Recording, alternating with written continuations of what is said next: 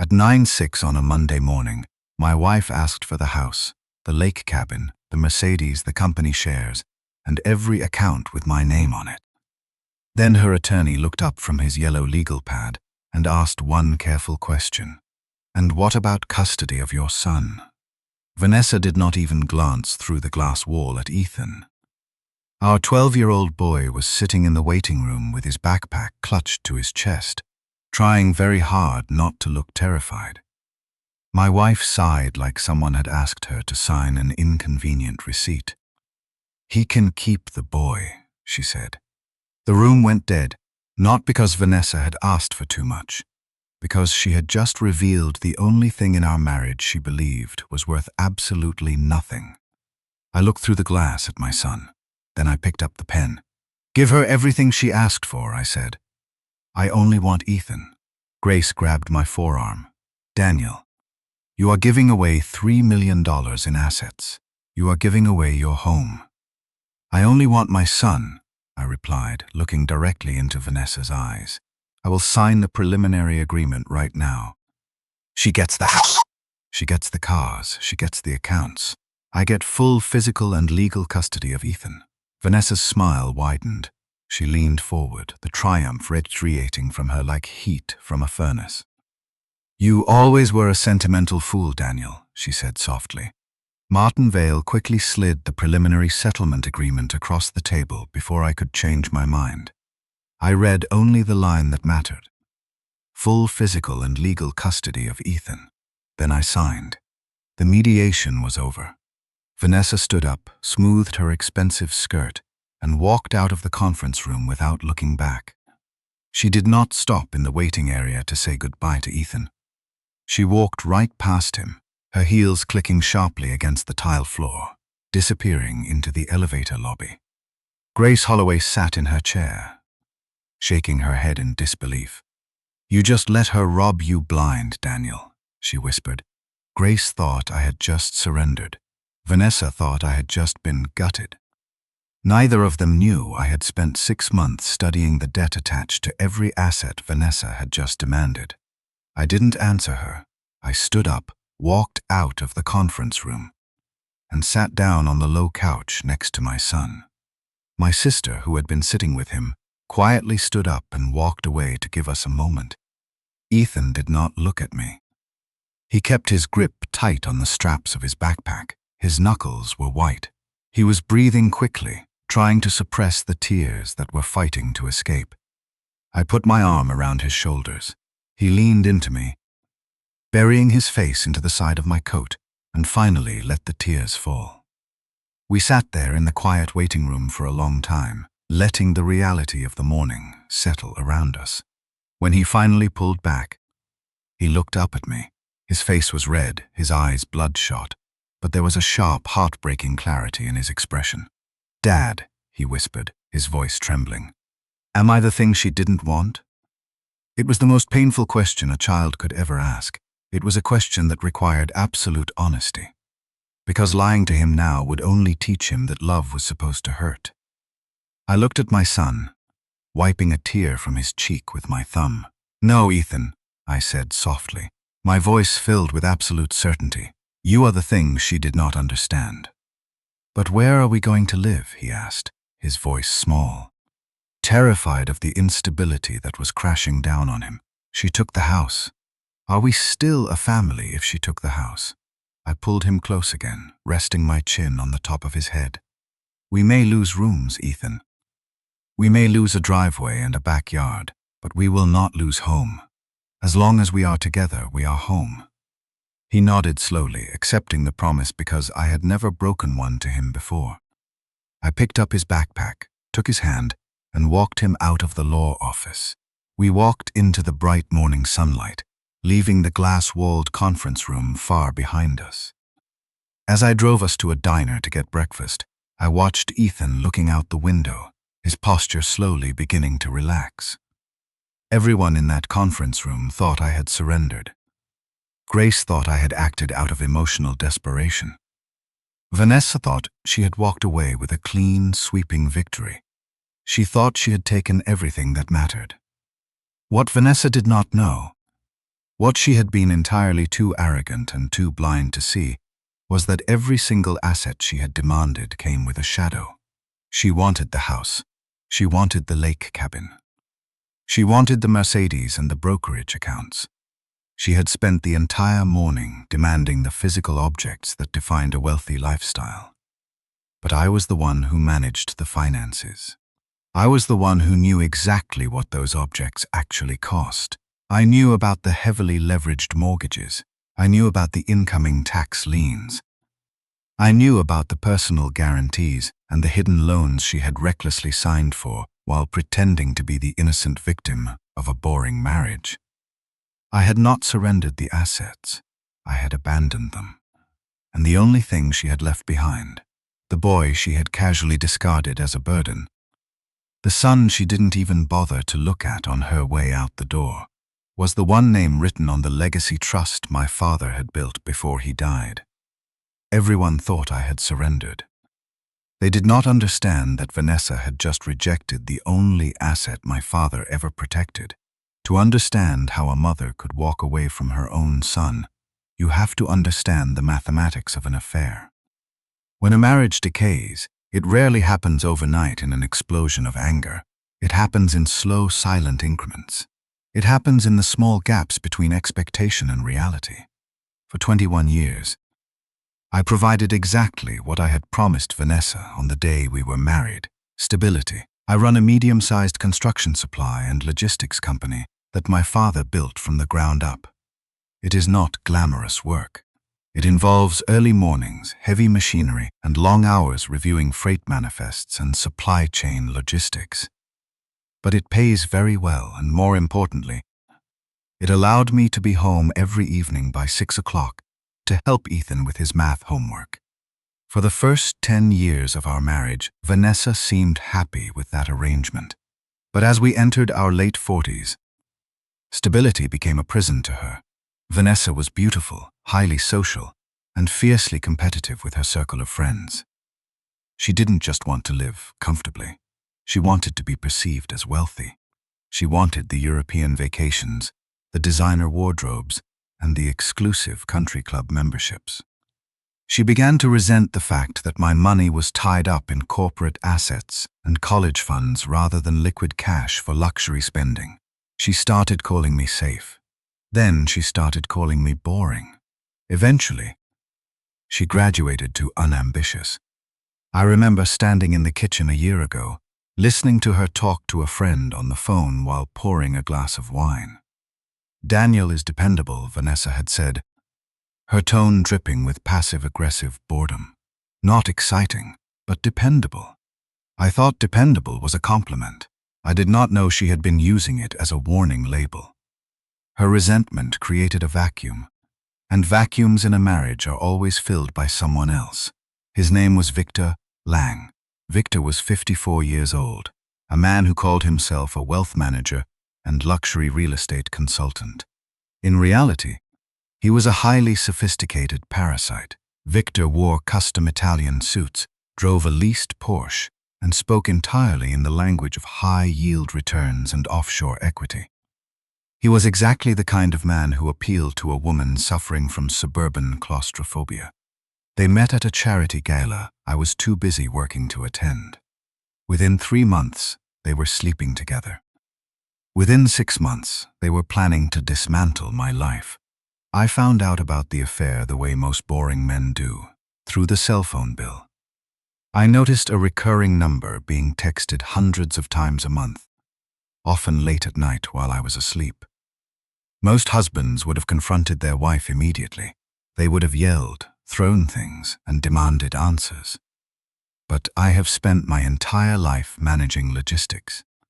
When you spot a structural failure in a foundation, you do not immediately start hitting it with a sledgehammer.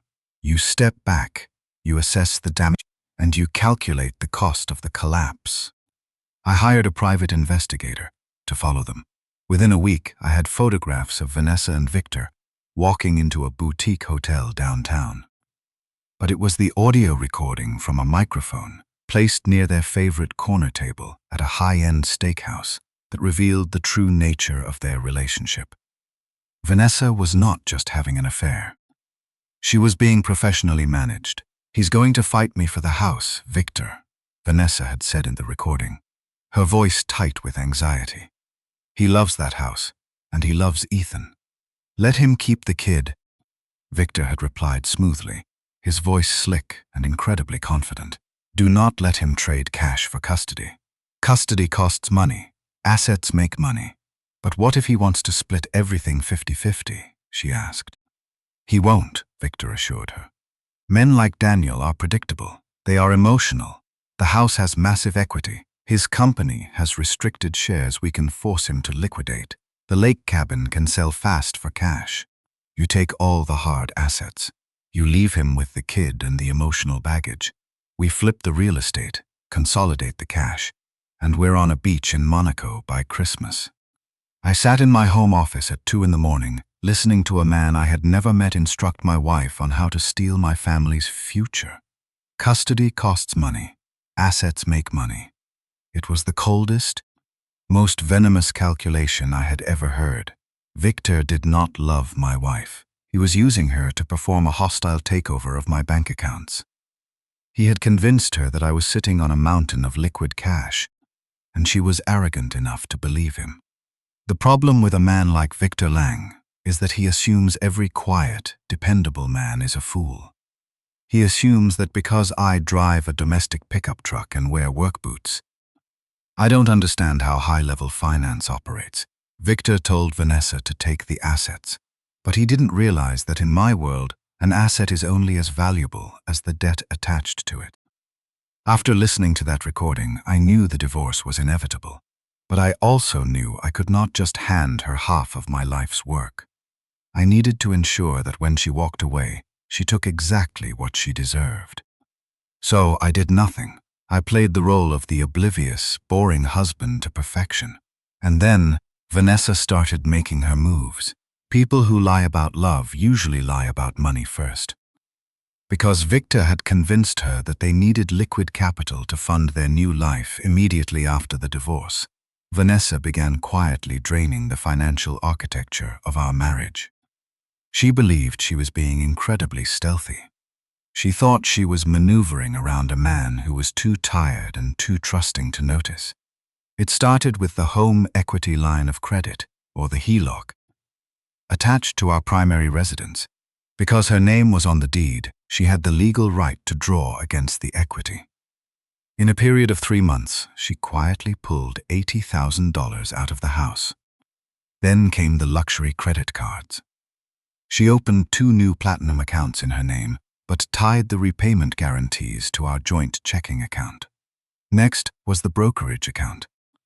We had a joint investment portfolio that my father had started for me years ago. Vanessa applied for a massive margin loan against the stock portfolio, effectively borrowing cash against the value of the stocks we owned. It is a highly aggressive financial maneuver that only works if the stock market goes up. If the market dips, the broker issues a margin call, demanding immediate cash repayment. She didn't stop there. She went to a private lender and took out a massive personal loan to help Victor cover a bad real estate investment he had made. To secure the loan, she used our lake cabin as collateral. Finally, she forged my signature on a corporate reimbursement document, funneling $25,000 of my company's operating capital directly into a private account she had set up in her maiden name. Every single time she signed a document, every single time she clicked approve on a wire transfer, she was tightening a noose around her own neck. She thought I didn't know. But I am the CEO of a logistics company. My entire career is built on tracking supply chains, auditing invoices, and identifying microscopic discrepancies in quarterly financial reports. I knew about the HELOC the day the first wire cleared.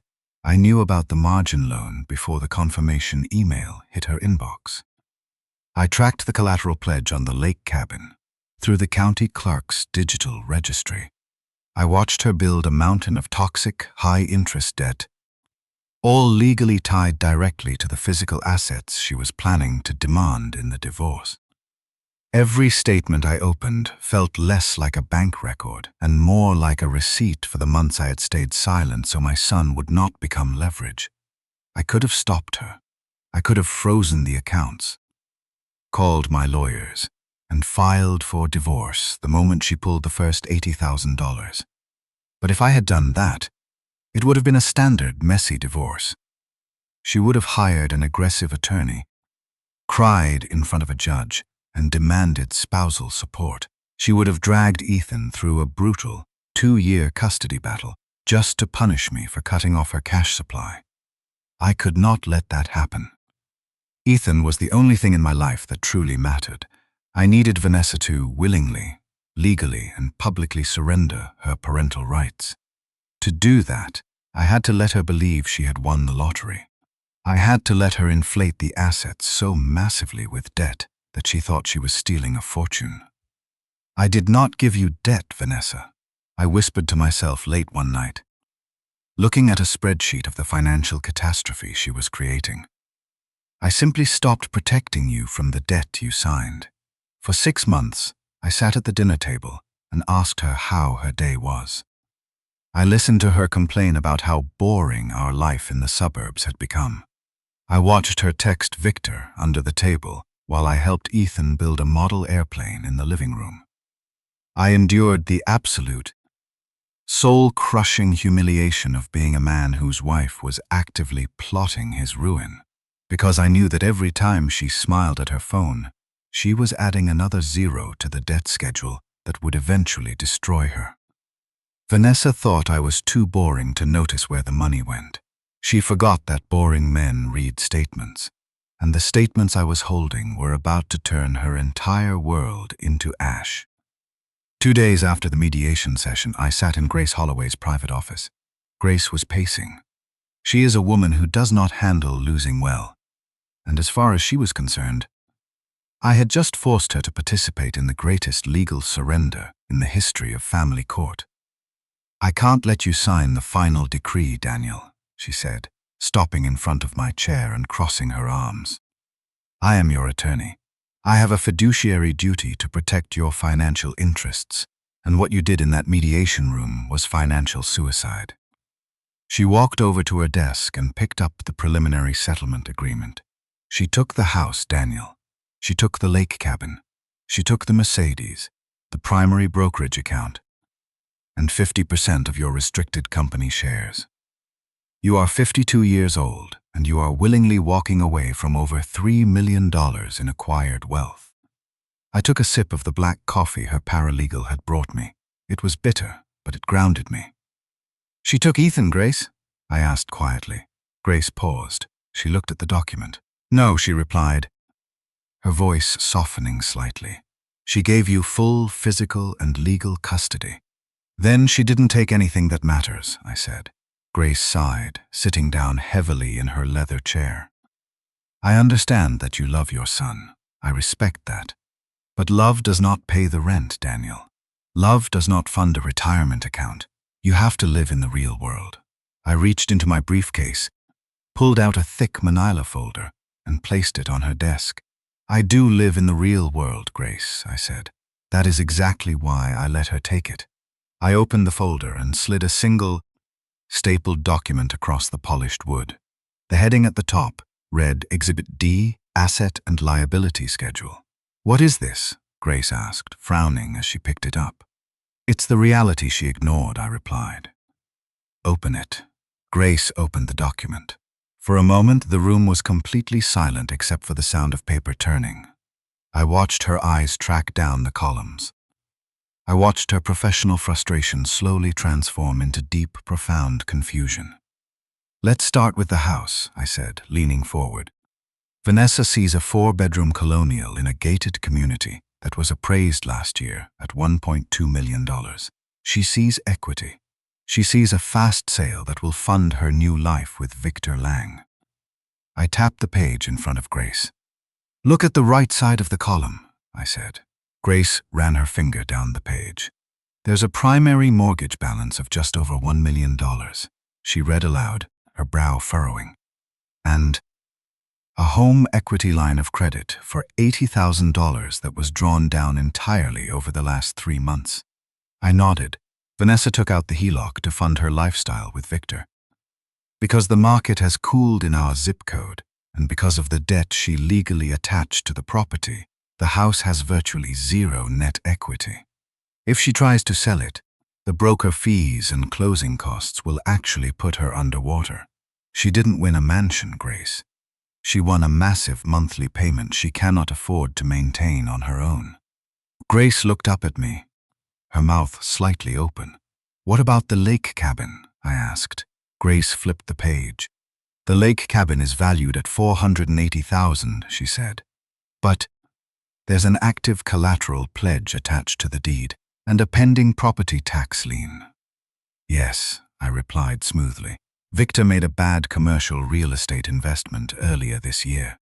He needed cash to cover a margin call, and Vanessa, desperate to keep him happy, signed a collateral agreement using the cabin to secure his private loan. The lender is about to call the note due. When that happens, the cabin isn't an asset. It's an impending foreclosure. Grace was staring at the paper now, her legal mind racing as the pieces finally began to click together. The Mercedes? I prompted. It's underwater, Grace whispered, reading the automotive loan details. She owes $15,000 more than the Kelly Blue Book value. And the primary brokerage account? Grace flipped to the 3rd page. She stopped. She took off her reading glasses and rubbed her eyes, as if she didn't believe what she was seeing. There's a pending margin call on the entire portfolio, she said, her voice barely above a whisper. The tech sector took a massive hit last week. The broker is demanding a cash injection of $120,000 by the end of the month, or they liquidate the portfolio at a total loss. Vanessa applied for that margin loan in her own name 3 weeks ago, I explained. She thought she was leveraging our stock to generate cash for a European vacation. She didn't understand the market volatility. Grace dropped the paper onto her desk. She looked at me, truly seeing me for the first time since I had walked into her office. Daniel, she said slowly, every single thing she asked for in that mediation room, it's all toxic, I nodded. And the company shares? Grace asked, almost afraid of the answer. She demanded half of your restricted equity in the logistics firm. I smiled. It was a cold, tired smile. That is my favorite part. Corporate bylaws are a beautiful thing, Grace. My father wrote them very carefully. Any restricted shares transferred in a divorce settlement inherit a proportional percentage of the company's operational debt. I slid a final sheet of paper toward her. 2 months ago, Vanessa forged my signature on a corporate reimbursement document to funnel $25,000 to herself, I said. I didn't report it as fraud. I simply filed it as a shareholder liability. Because she demanded those shares, she is now legally responsible for her percentage of the corporate operational debt, which includes the $25,000 she stole. The shares are completely illiquid. She can't sell them. She can only hold them and pay the tax burden on their assessed value. Grace sat back in her chair. The room was absolutely silent. Why are you letting her take this? Grace finally asked, her voice filled with a mixture of awe and horror. Because she does not want what it is, I answered. She wants what it looks like. She wants the status. She wants the illusion of wealth. If I had fought her for the house or the cabin, she would have assumed they were valuable, and she would have dragged Ethan through a brutal 2-year litigation just to spite me. I paused, thinking of the way Vanessa had looked at Ethan through the glass wall. She spent 21 years treating me like I was stupid because I didn't wear a luxury watch or care about country club memberships, I continued. She looked at the left side of the ledger, the asset value. She never bothered to look at the right side, the liability. I didn't set a trap for her, Grace. I just let her keep the trap she built for herself. Grace picked up the Exhibit D schedule again. She shook her head. The final decree states that the transfer of all property is subject to all encumbrances, liens, taxes, guarantees, and associated liabilities. Yes, I said. Did Martin Vale read this appendix? Grace asked. He didn't read the appendix because Vanessa told him not to worry about the liabilities, I replied. She told him I was a boring, predictable man who kept clean books. Grace looked at the last page of the settlement. She traced her finger over the custody agreement. You gave up everything to secure Ethan, she said softly. No, I corrected her. I secured Ethan to protect everything. Grace looked up, confused. What do you mean?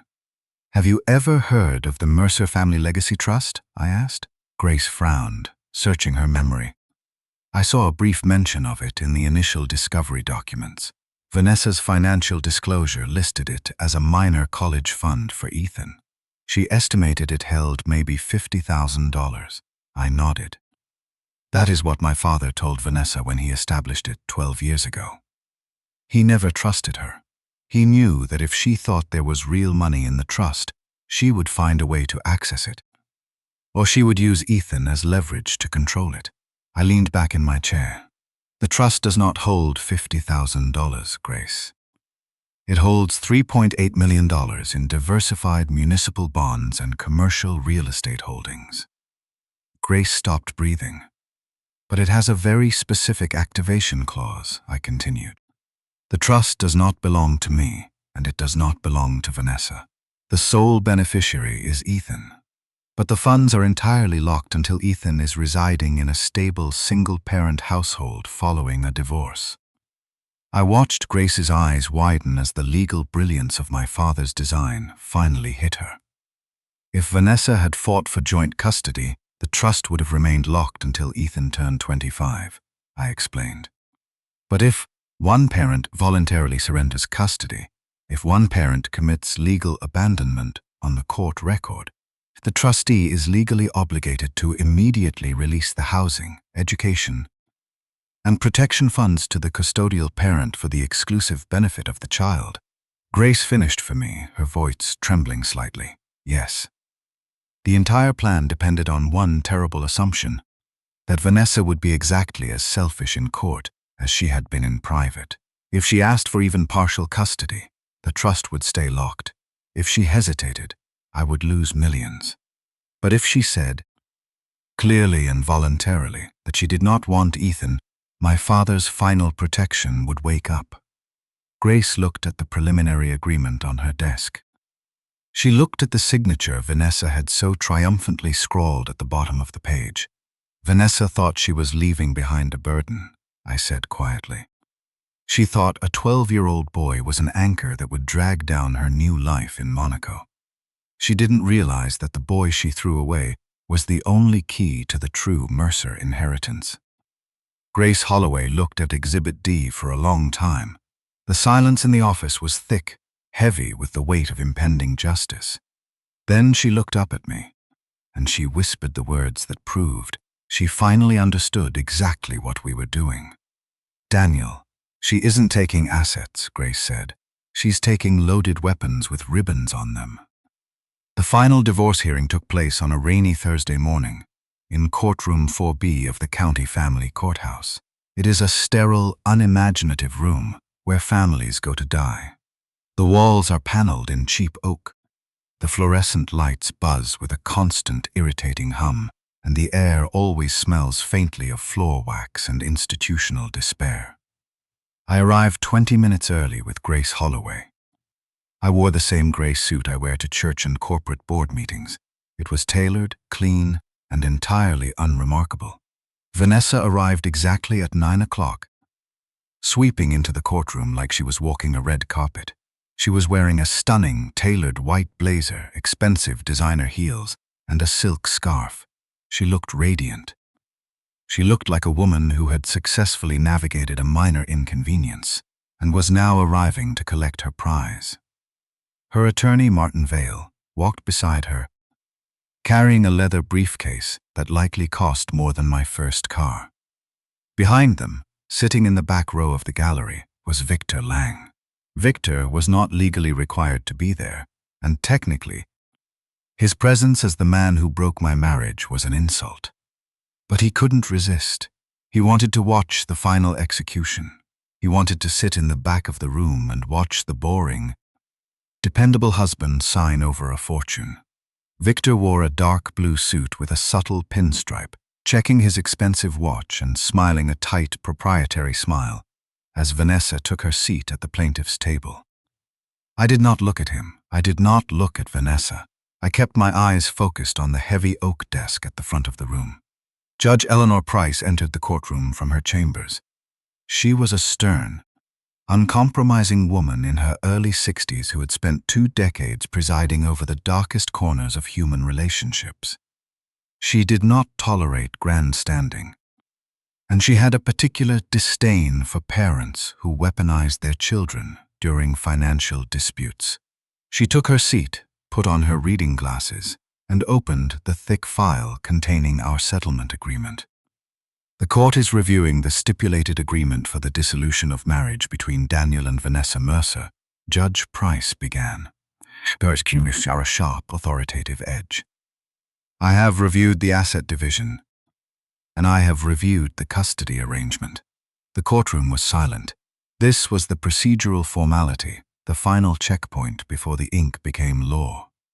Mr. Vale, Judge Price said, looking over her glasses at Vanessa's attorney, your client is receiving a highly disproportionate share of the marital estate.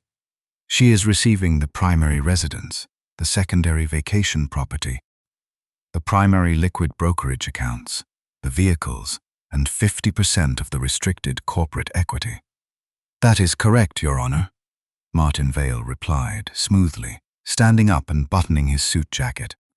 My client and Mr. Mercer have reached an amicable, uncontested agreement regarding the division of property.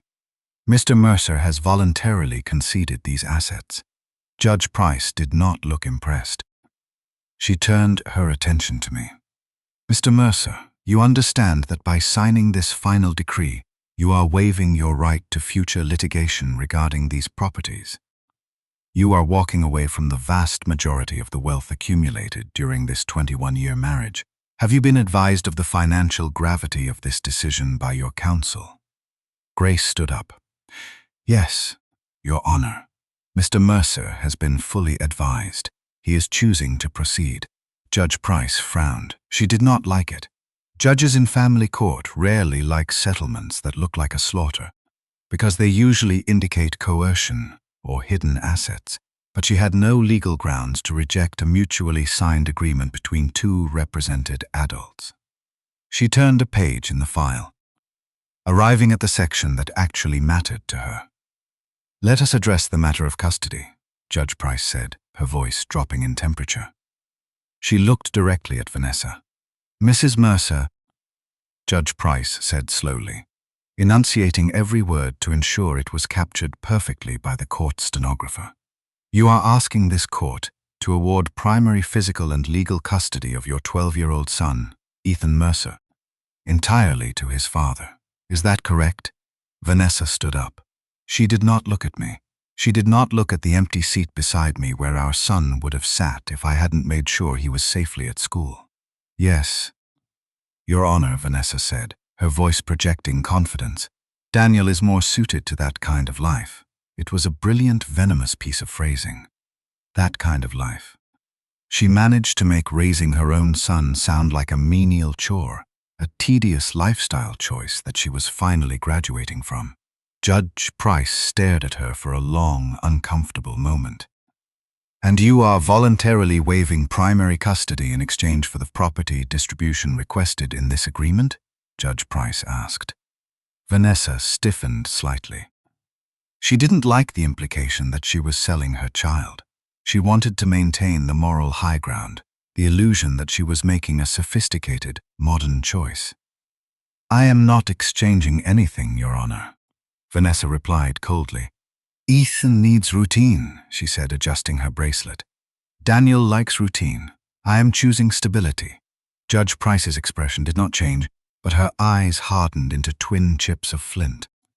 Mrs. Mercer, the court will remember that answer, Judge Price said quietly, and the court will record that you have voluntarily, and without coercion, surrendered your custodial rights and parental responsibilities to the father. Vanessa nodded. a slight victorious smile playing at the corners of her mouth. She had done it. She had survived the judicial scrutiny. And she was about to walk out of the room, a very wealthy, unencumbered woman. Judge Price picked up her pen. Based on the mutual agreement of the parties, this court hereby approves the dissolution of marriage. Judge Price stated, signing the first page, the property distribution is approved as written. All specified real estate, corporate equity, and liquid accounts are hereby transferred to the plaintiff, Vanessa Mercer. Vanessa let out a small, quiet breath of relief. In the gallery, I heard Victor shift in his seat, the sound of a man mentally calculating a massive payday. The assets are transferred, Judge Price continued, her eyes dropping to the final paragraph of the property clause, subject to all encumbrances, liens, taxes, guarantees, and associated liabilities, as detailed in Exhibit D of this agreement. Vanessa wasn't listening anymore. She was already thinking about the European vacation. She was already mentally spending the equity in the house. But Martin Vale was listening. Martin Vale was a very expensive, very arrogant attorney who had spent the last 2 months assuming that I was exactly the boring, financially illiterate husband Vanessa had described. Because he was arrogant, and because the settlement had been so overwhelmingly one-sided in his client's favor, he had barely glanced at the liability appendix Grace had filed the day before. He had assumed it was standard boilerplate debt, maybe a few credit cards and a standard 30-year fixed mortgage.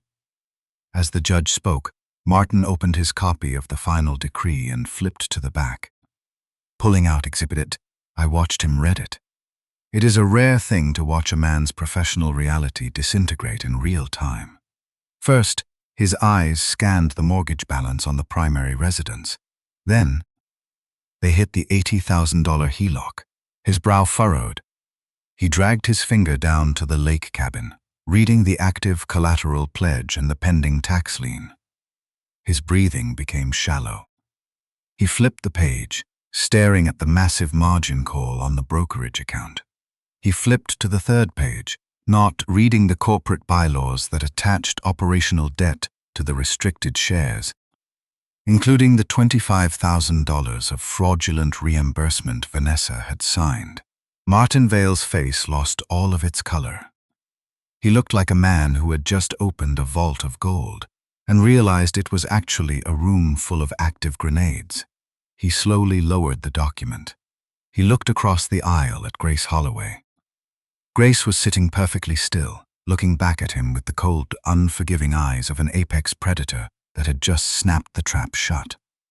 Martin leaned down toward Vanessa. His hands were actually shaking. "Vanessa," he whispered, his voice frantic, barely contained. "What is it, Martin?" Vanessa asked, irritated by the interruption to her victory lap.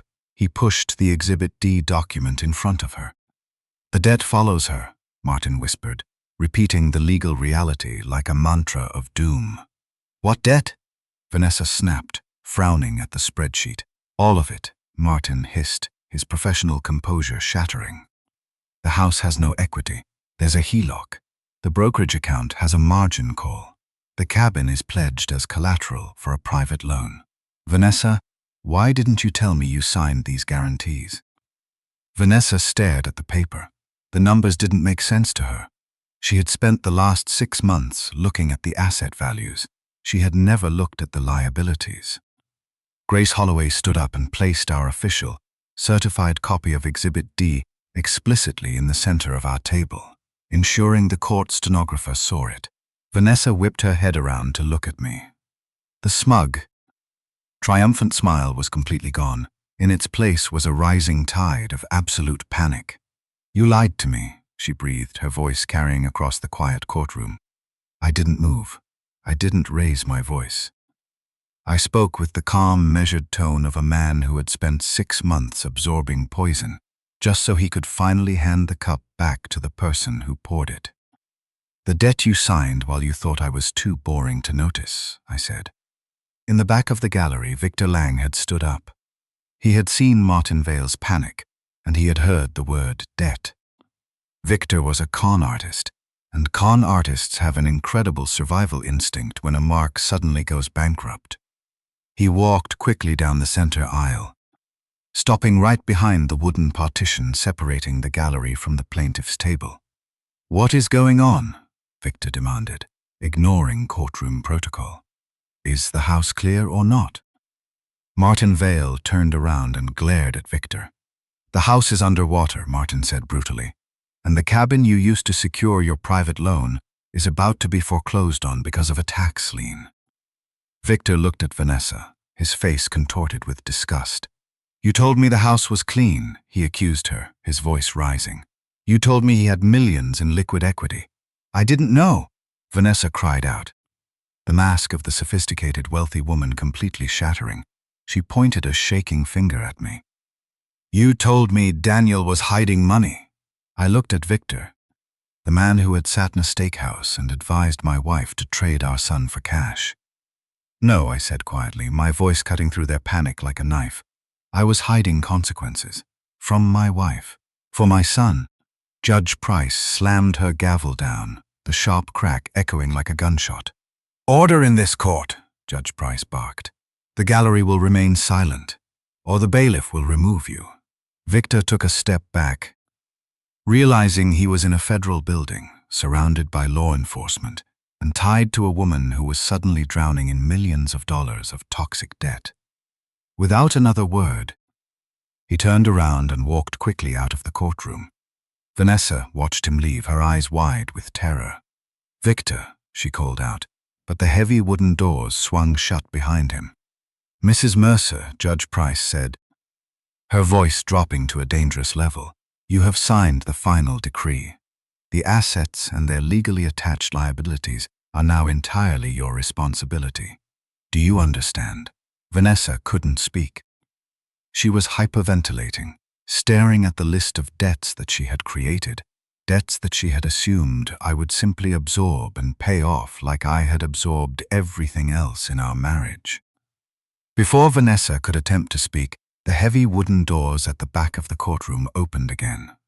A man in a conservative gray suit walked down the aisle. He was carrying a single leather folder. He approached the partition and handed his card to the bailiff, who carried it up to the judge's bench. Judge Price looked at the card. She frowned, then looked at the man. "State your business for the record," Judge Price commanded. "My name is Arthur Pendleton," the man said clearly. "I am the executor and primary trustee of the Mercer Family Legacy Trust. I am here to submit an official notice of activation to the court." Vanessa snapped her head around. "The trust?" she whispered, desperately grasping at straws. "The college fund?" Arthur Pendleton ignored her. He looked only at the judge. "Your Honor, the Mercer Family Legacy Trust contains a strict activation clause designed to protect the beneficiary in the event of parental abandonment." Judge Price looked at the final decree on her desk.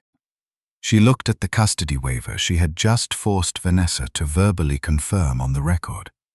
"Does the custody ruling I just issued satisfy the abandonment criteria of the trust, Mr. Pendleton?" Judge Price asked. "It does, Your Honor," Arthur replied. "The plaintiff's voluntary waiver of primary physical and legal custody on the court record permanently triggers the release clause."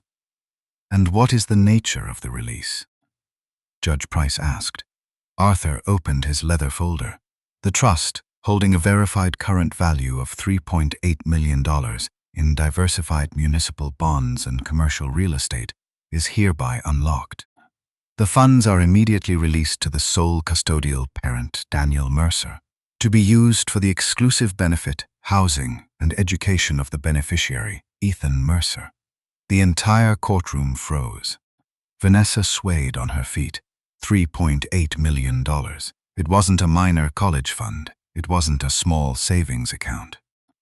It was a multi-generational fortune designed specifically to bypass a greedy spouse and protect a child. And by throwing her son away, by casually discarding him to secure the toxic assets she thought were valuable, Vanessa had literally handed me the key to the vault. Grace Holloway didn't smile, but her eyes gleamed with absolute, predatory satisfaction. Vanessa looked at me. Her face was ashen. Her hands were shaking so hard she had to grip the edge of the table to remain standing. "You knew," she whispered, her voice cracking. I didn't answer her. I didn't need to. I picked up my copy of the final decree, placed it neatly into my briefcase, and snapped the locks shut. I stood up, buttoned my suit jacket, and looked at the woman who had spent 21 years thinking I was weak. Vanessa had taken the house, the car, the cabin, and the accounts. But the courtroom had just learned the truth. Ethan was the only name that mattered. The collapse of Vanessa's life did not happen all at once. Financial ruin, when engineered through toxic debt, is not an explosion. It is a slow, agonizing suffocation. For the first week after the final hearing, she tried to pretend that she had still won. She stayed in the massive 4-bedroom house in the gated community. She drove the Mercedes to her favorite coffee shops. She tried to convince her social circle that Daniel had been forced to surrender everything because he was too weak to fight her. But gravity is undefeated, and the weight of the debt was already pulling her under.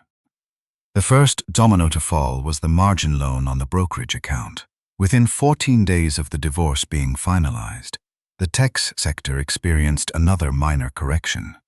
The broker issued a final, non-negotiable margin call. Vanessa did not have the $120,000 in liquid cash required to satisfy the demand. The broker didn't care about her excuses. They ruthlessly liquidated the entire portfolio at the absolute bottom of the market. Not only did the liquidation wipe out the asset entirely, but because she had absorbed the account in the settlement, she was now personally liable for the massive capital gains tax bill that the forced sale had triggered. 3 days later, a tow truck arrived at the gated community at 2 in the morning. Vanessa woke up to the sound of diesel engines and hydraulic winches. She ran outside in her silk pajamas, screaming at the repo men, but there was nothing she could do. The Mercedes was $15,000 underwater. She had missed 2 consecutive payments because her cash flow was completely frozen, and the bank had secured an immediate repossession order. She watched them tow away her luxury car, standing barefoot in the driveway of $1 million home she could no longer afford to heat. By the end of the first month, the private lender who held the collateral pledge on the lake cabin called the note due. Victor Lang had defaulted on his commercial real estate loan, exactly as I knew he would. Because Vanessa had signed the cabin over as collateral to help him, the lender initiated an aggressive foreclosure. She lost the secondary property without receiving a single dime of equity. And Victor? Victor was a ghost. The moment he walked out of the courtroom, he vanished from her life. He blocked her number, deleted his social media profiles, and moved out of his leased apartment. He was a shark, and sharks do not stick around when there is no blood left in the water. He had seen the liability schedule, and he knew that associating with Vanessa was now a massive financial liability. Desperate, Vanessa hired a new attorney, using a high-interest credit card she could barely afford, and filed an emergency motion to amend the divorce settlement. She claimed she had been coerced. She claimed she had not been properly advised of the liabilities. Judge Eleanor Price threw the motion out of court in less than 5 minutes. "Mrs. Mercer," the judge had said, reading from the official transcript, "you signed a full financial disclosure. You explicitly confirmed in this very room that you were satisfied with the agreement. This court does not exist to rescue you from the consequences of your own greed. The motion is denied." While Vanessa was drowning in the trap she had built, Ethan and I were finally learning how to breathe. We had moved out of the massive house and into a modest, incredibly comfortable 3-bedroom home closer to Ethan's school. It didn't have a wine cellar or a formal dining room, but it had a large backyard with an old oak tree and a wide driveway where we could shoot basketballs in the evenings.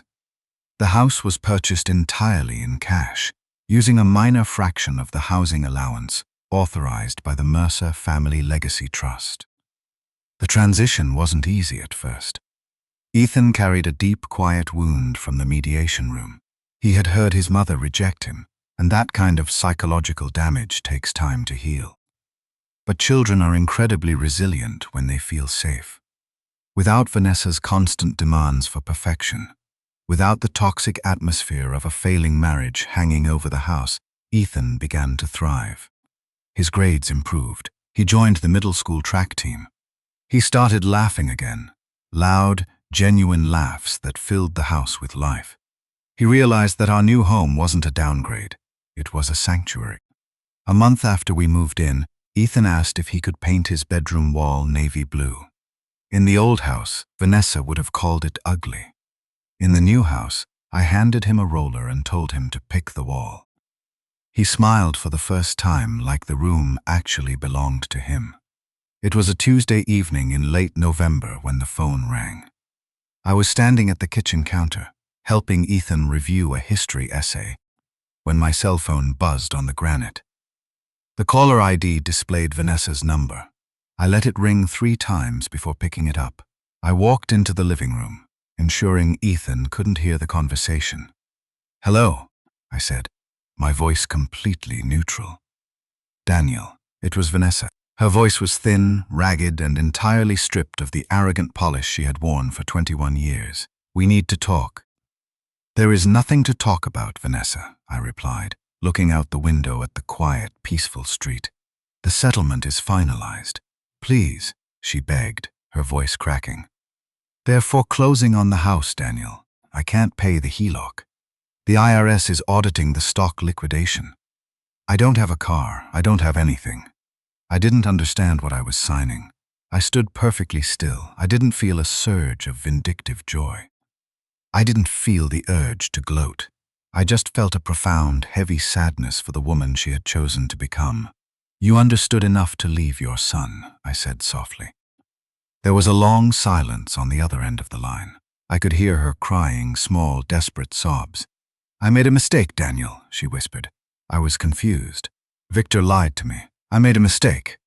"No, Vanessa," I replied, my voice steady and resolute. "A mistake is forgetting a signature. A mistake is miscalculating a tax rate. You forgot a child." I hung up the phone. I didn't block her number, but I knew she wouldn't call back. There was nothing left for her to extract from me, and there was no pity left for her to manipulate. I walked back into the kitchen. Ethan was still sitting at the counter, chewing on the end of his pencil, trying to figure out a concluding sentence for his essay. "Who was that?" Ethan asked, looking up at me. "Just a wrong number," I said, smiling down at him. I pulled out a stool, sat down next to my son, and helped him finish his homework. In the end, the math of our divorce was devastatingly simple. Vanessa took the house, the cars, the accounts, and the corporate nameplates. She took every single physical object that she believed would make her look like a winner to people who didn't actually care about her. I took my son's hand, and for the first time in years, sitting in that quiet, warmly lit kitchen, I finally understood the absolute difference between losing property and keeping a life. If you were Daniel, would you have warned Vanessa about the massive debt before she signed the final settlement? Or did she deserve to learn the absolute truth only after she told a courtroom she wanted everything except her own son? Drop your thoughts in the comments below.